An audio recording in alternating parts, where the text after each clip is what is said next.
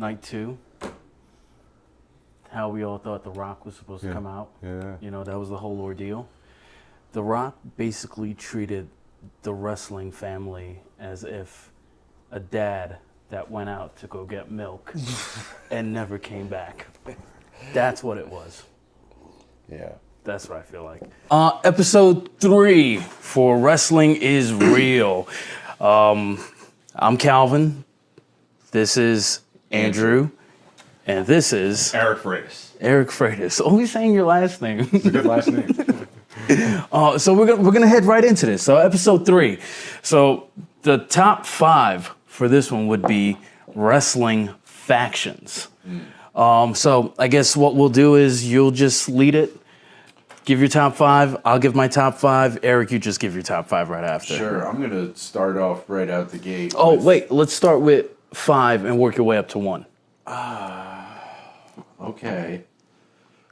Well, what's easier for you? All right. Well, all right. So number 5 is probably not one that is on anybody else's list, and that's the Union. That's good. The Union. Ken Shamrock, The Big Show, Test, and Mankind. All right. Fantastic, like 6-week angle that they ran in 1999. I absolutely loved it. It was very silly. Wish they had kept it going longer. Number 4 would be the Four Horsemen, appropriately. Of course. 4. I have a question. Yes. What was your favorite Four Horsemen?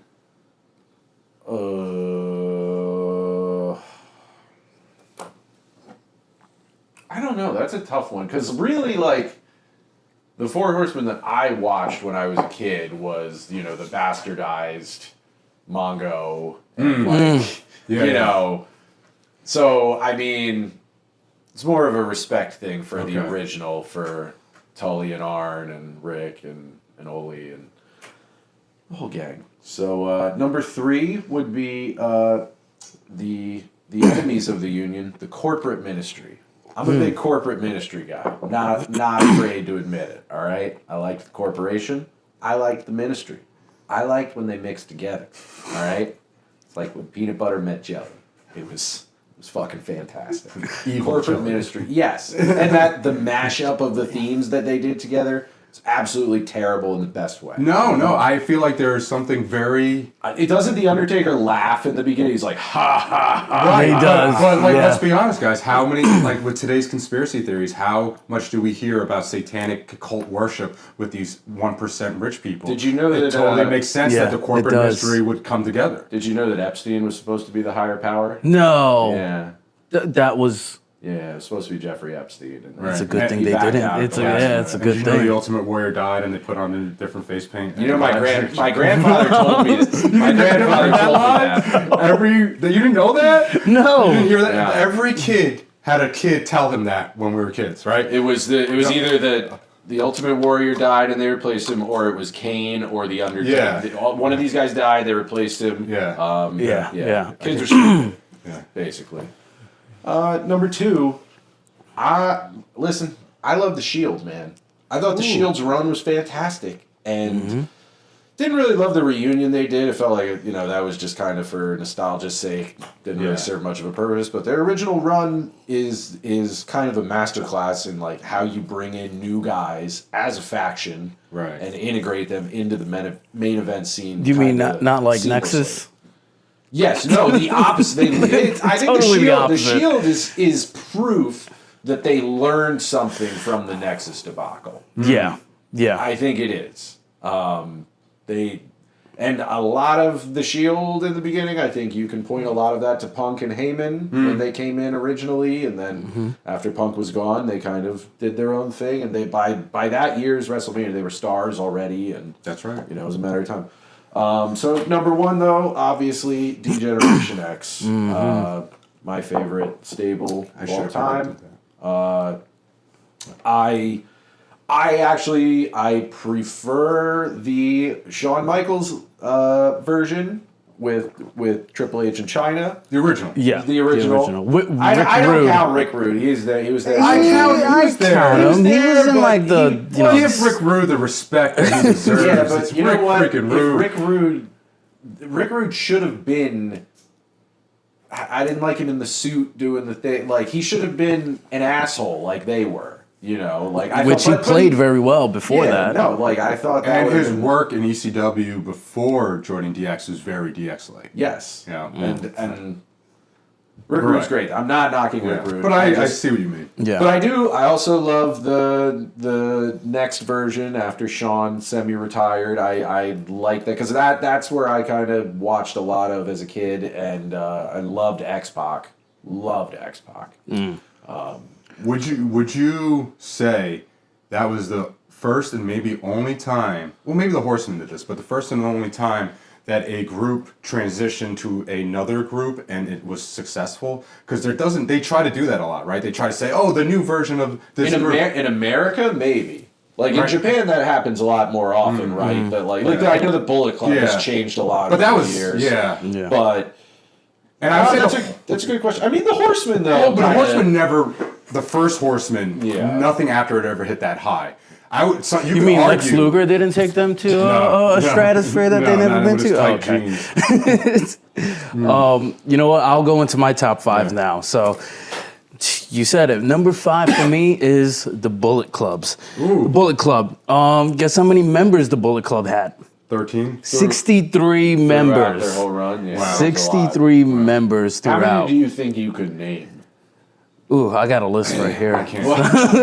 I could probably name 30 of them. I don't know. I mean, that's tough. Yeah, I mean, but you know, members that we all know and everyone should know is like Finn Balor, Cody Rhodes, AJ Styles, Kenny Omega, Jay White, Adam Hangman Page, and Jeff Jarrett. Jeff Jarrett was also in the Bullet Club. Was he? Really? Yeah, he was for a little stint. Number 4, I'm gonna go with the Bloodline.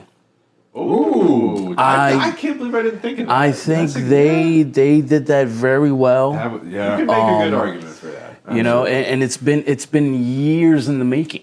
Yeah. And here's the fun It's fact. kind of is it over now though? Yeah. Nah, It's over. Well, they're trying It's to like over. take it over with Solo and all that, but No, that's breaking up now with It's done. Fatu. It's done. But fun fact: the original Bloodline was supposed to be Rikishi, Umaga Oh, really? back in the early 2000s, but they just never got that going up. Okay. I love that, dude. Number 3, the NWO, the New World Order. Yeah. Guess how many members they had?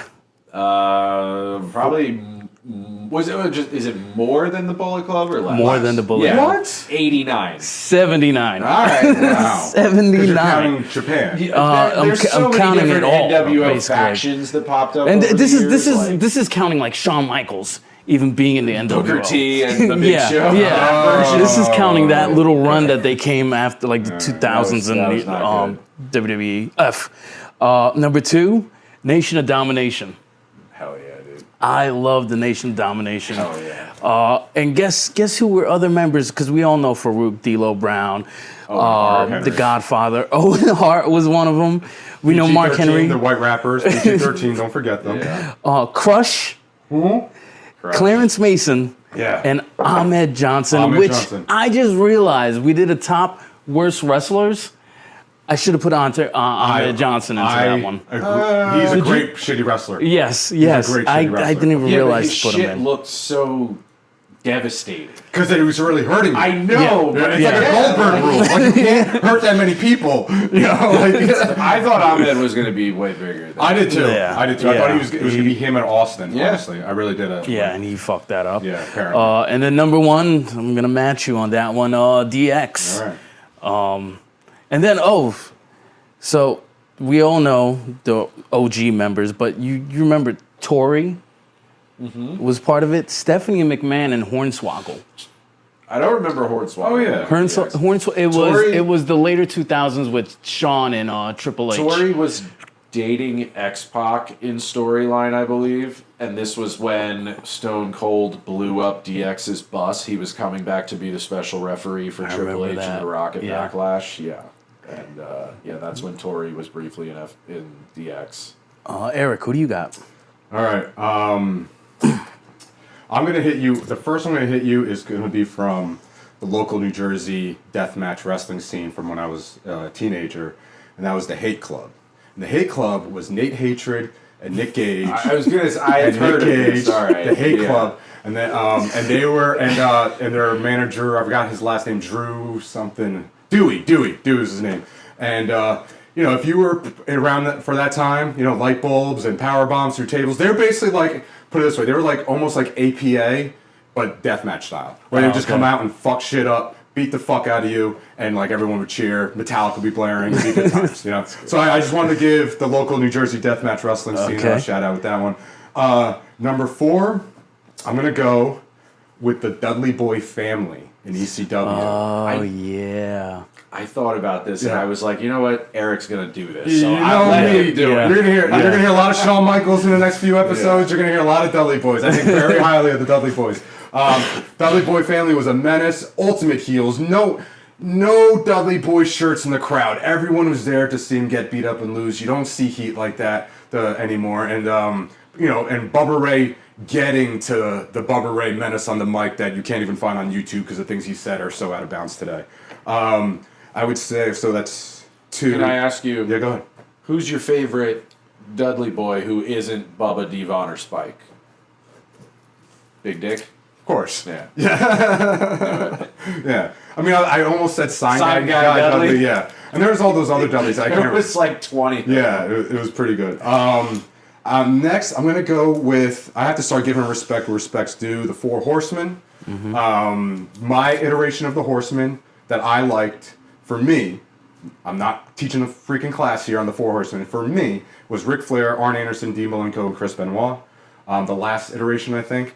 I liked it the most because it felt the most Horseman-like and almost felt like Evolution where they were handing it over. I, as a kid, was hoping that Flair and Anderson were going to give it to Benoit and Malenko, and they would take in Jericho and Guerrero. That was like my dream Horseman. But then they went on and became the Radicals. It was kind of like that, but that's kind of like what I thought was going to happen. Number 2 is kind of ridiculous, but they meant a lot to me, and that's the Dungeon of Doom. Oh. Oh my God. Because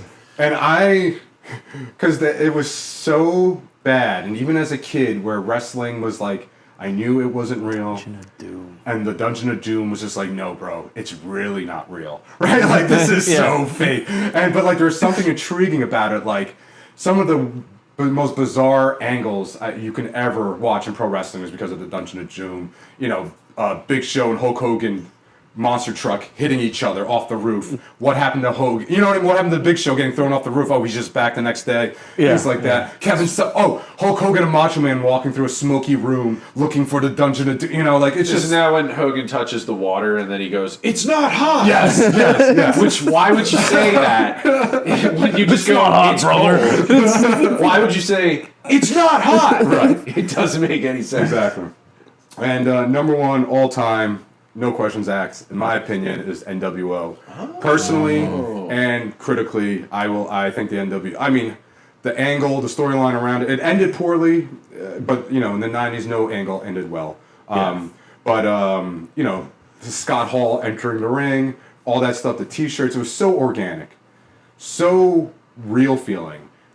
That will never be replicated just because of the way wrestling is presented now today, and the way the T-shirts blew up at the time, and the way that stable basically took over a company and legitimately in real life ruined the company, even though that was the angle. Do you know what I mean? Yeah. The NWO's existence killed WCW eventually because it existed and it had so much power. Well, how much money they were all getting paid too. On top Right, of that, and because then the people there garnered so much power, it never let WCW get their babyface comeback. Yeah. And it just made the whole company look weird at the end, right? Like, It was like a snake eating its own tail, basically, Right, the yeah. whole time. Because Now, besides NWO, it was only Booker T, Ric Flair, and Sting. Yeah. And Lex that- Luger and, Lex Roddy Luger. Piper. And those are the only And people Ultimate that. Warrior, really weird for like 1 month, showed up. Oh, when he came back to beat Hogan, like gotta I do- remember it got all foggy we have and to he do an showed episode up. on the Warriors WCW run. It's incredible. Yeah. But I have to say, I'm shocked. No Heart Foundation. Almost. I almost went with them.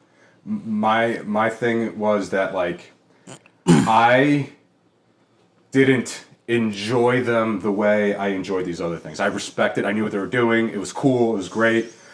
But And I watch them back now, and I'm like, it's great heat. Like everything you want. The heat they get in the summer of '97 is fucking unmatched. It is real. But I also look so for like good. a personal connection when I make these picks. Something that like I remember as a kid that provided me a good memory. Yeah. You know, and these guys had more memories for me. Yeah. Nice. Okay, so we all got friends, we all got families, and you know, as growing up as kids to nowadays with our kids, we like to use wrestling moves. So the list for this one is your top 5 wrestling moves to use on friends and family. Eric, I'm gonna let you take this away. We're gonna start from 5 all the way up to 1. Okay. I wrote down, this is for my one friend. The first one I'm going to say is the ice pick. I didn't personally use the ice pick. Do you remember the ice pick? It was the thumb to the neck. I think Glacier used it. Is that what it was? Yeah. My friend in high school, shout out to Raphael Suero, would ice pick kids all the time. And that was his thing. Really do it? Yeah. Yeah, you just walk around and assault people. Yeah, you're in high school, you know? It was just like, this is the 90s, you know what I mean? Like, you were doing that. So I got shouted because there was a lot of good times watching that. Number 4, I was a little bit shitty. I used to do this a lot. You may not, the Shujin Liger palm strike. I don't know if you know, Shujin Thunder Liger, eventually when he slowed down in his age, he used the move where he basically ran across the ring and bitch slapped you, called it a palm strike. Became one of my favorite all-time things to do. It's a pimp move. Yeah. It's a running pimp slap, almost. Another one, the 3D. You get a friend, you pick out the guy at that party, pick him up, 3D. Hopefully you do it through a table. Me and my friend 3D, so many kids at a birthday party, they said if we do it again, they're ending the party. Wait, you guys were kids you weren't at a kid's birthday party at... I mean, were you a kid at the kid party, or were you almost like an adult 3Ding kids at a kid party? Eric, as your lawyer, I advise you not to speak any further on this. I appreciate it. Yeah. Just picking up 5 years old. Confirm or deny that answer. Number 2, another one is Muda's Mist. Who have you done Muda's Mist? You get the water. That's disrespectful. You see Who that? have you done this to? And you get him. And you get him. so I don't know, pool. I don't even fuck around. You're fucking around. You never fuck around? You know? Then the number 1, all time, I did this to so many people, I was known for it. The Road Dog, Jesse James, Jeff Jarrett chop block. Where Is this the running knee to the out shoulder to the knee and make the guy flip? You know Oh yes, yeah. I did this that's a to great sell. I did this to so many people. If we were partying and having a good time, and you came out of the frat house with your beer, feeling good, I came out from the side flanking you, clipped you at the kneecap, boom, and then I ran off screen like the Road Dog. I did this to so many people. It was so fucked up, and it is by far my favorite move to do to people. God. If you were a top-heavy high school, college wrestler, and you had a big barrel chest, that barrel chest would send you... I sent guys' feet, like, straight up into the air and laying on their head doing that. Not for nothing, your top 5 moves are very disrespectful. like, here's the thing, right? All those moves that you did, right? Yeah. Did you end up having a real fight after that? No. I mean, well, the chop block, I got put in a few headlocks after. Oh, okay. Yeah, some people had to get their comeuppance, but yeah. So, my top 5s to use on family and friends, and I kind of broke mine down, right? So, number 5 is the twist of faith. Love doing the twist of faith. Really? Because, like, you start off with almost like a DDT. Yeah. They think it's a DDT, and then you flipped, and all of a sudden now it's like a RKO stunner type of thing. Number 4 was the stunner. Oh, yeah. Love I didn't doing want the to stunner. do that. Yeah, because it's someone's everybody gonna- did it, right? Choke slam. Love doing Classic, choke slam the classic. kids. Yeah. Always did it to my son kids. on the couch all Yeah, the time. Yeah, yeah. me too. I always do it. And then the walls of Jericho for anyone sleeping. I used to like to run up to my brother who's, probably sleeping on his stomach, and then all of a sudden, walls of Jericho. Yep, easy. And then number 1, which I think is the easiest move to put onto anyone, is a Taz mission.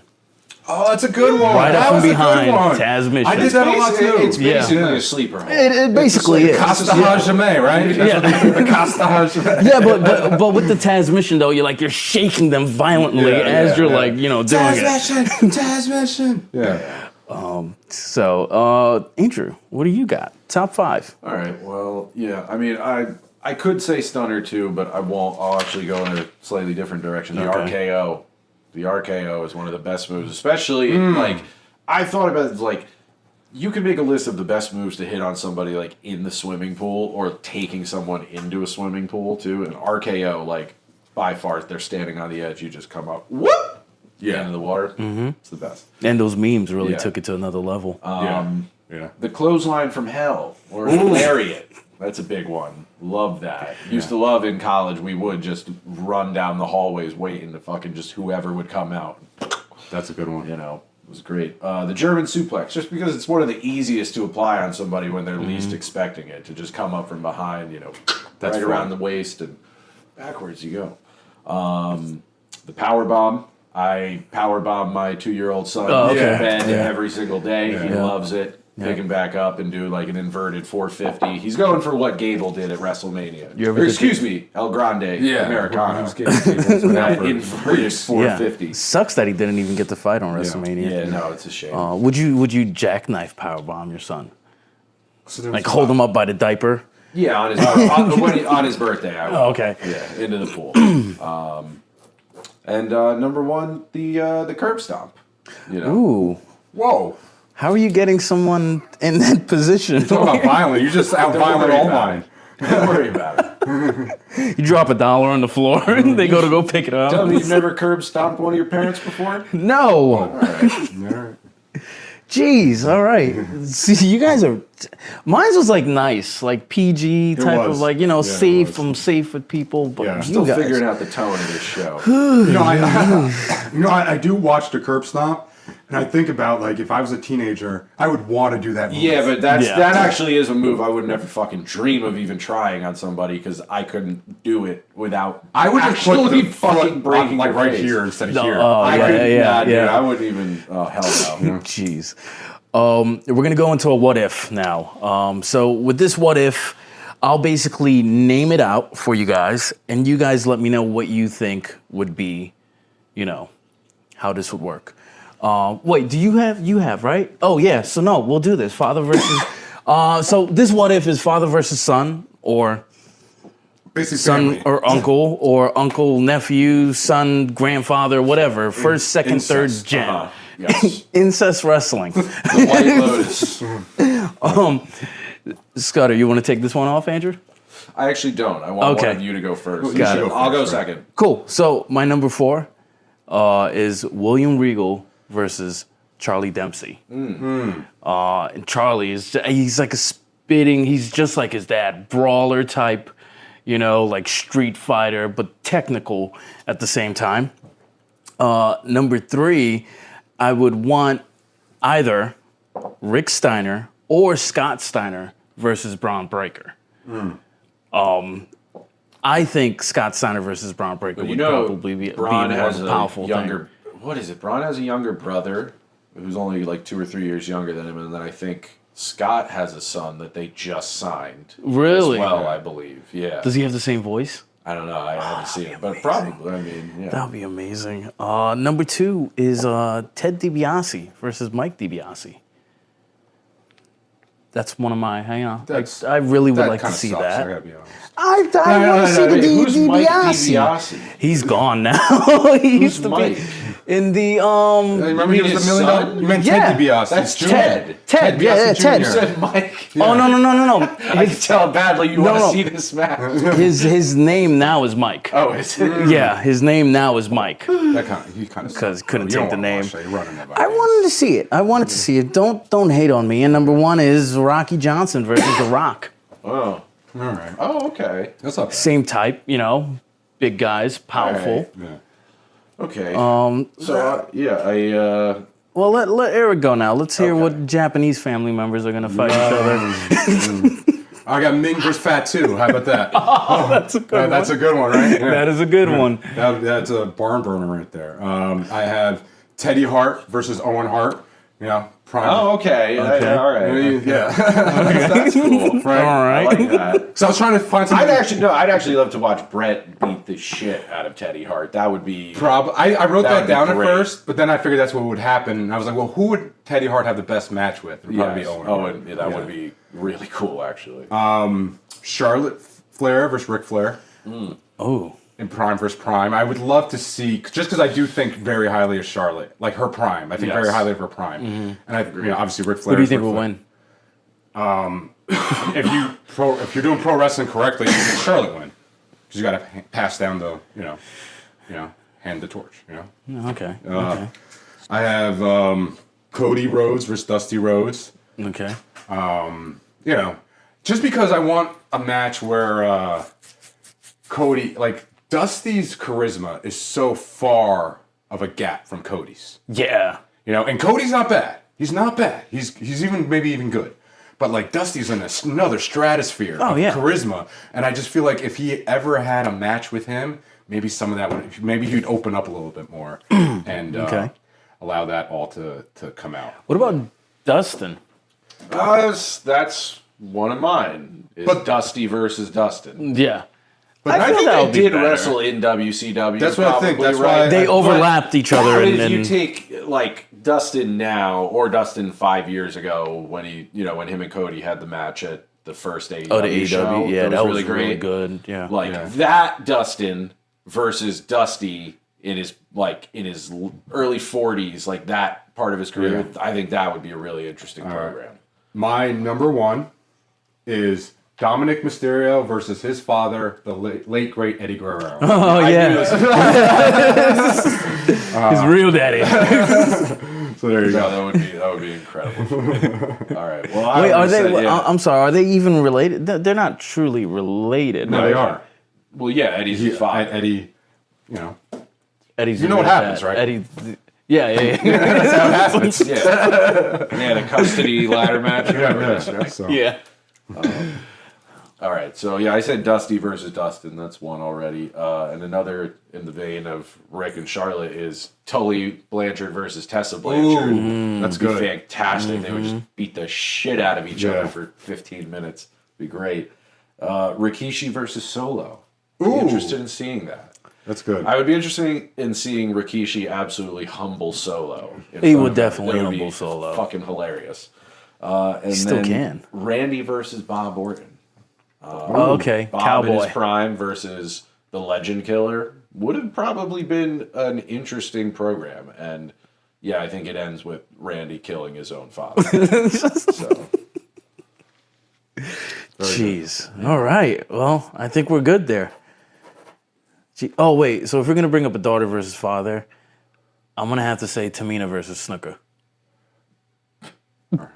I'm just saying. I'm just saying. If we're gonna do like a father versus daughter, all right. Well, we'll end it now. Calvin. We'll end this one. Going off on a bad note for me. All right.